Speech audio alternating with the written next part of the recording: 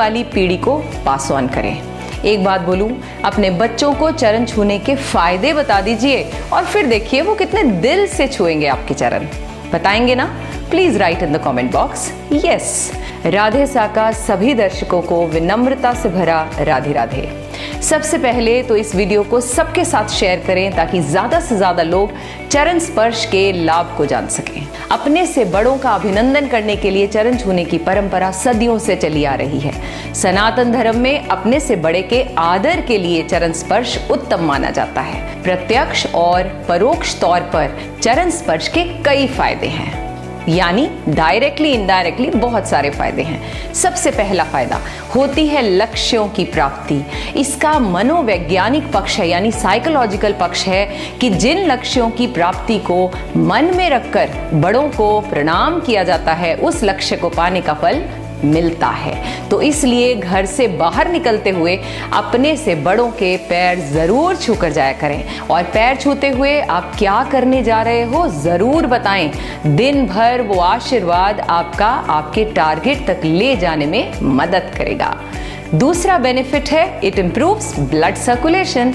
आगे की ओर झुकने से सिर में रक्त का प्रवाह यानी ब्लड का सर्कुलेशन बढ़ता है, जो सेहत के लिए फायदेमंद है। तीसरा फायदा, अगर बढ़ानी हो अपनी आयु, तेज, प्रभाव, यश, तो हर रोज छुएं अपने पूजनियों के चरण। शास्त्रों में कहा गया है कि हर रोज बड़ों के अभिवादन से आयु, विद्या और बल में बढ़ोतरी होती है। आपका यश हर तरफ बढ़ने लगता है।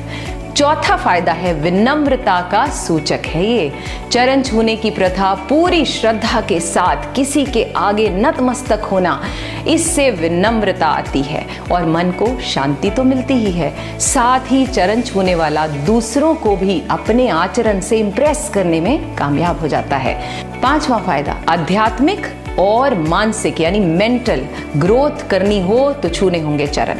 जब हम किसी आदरणीय व्यक्ति के चरण छूते हैं, उनका हाथ आशीर्वाद के तौर पर हमारे सिर के ऊपरी भाग को स्पर्श करता है।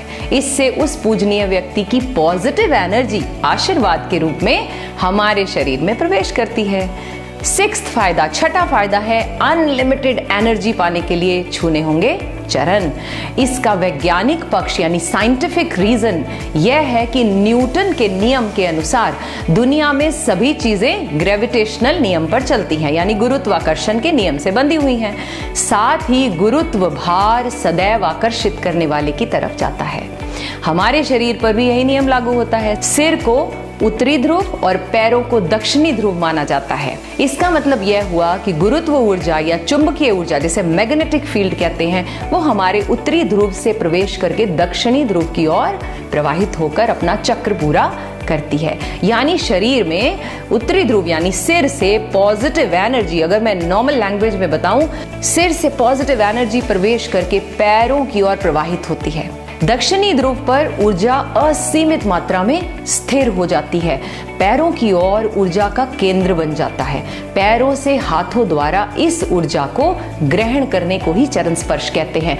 सिंपल भाषा में जब भी चरण स्पर्श करें तो दूसरों के आदरणीय जो भी आपके बड़े हैं उनके अंगूठे को स्पर्श करें, क्योंकि वहां पर उनकी एनर्जी स्टोर हो जाती है।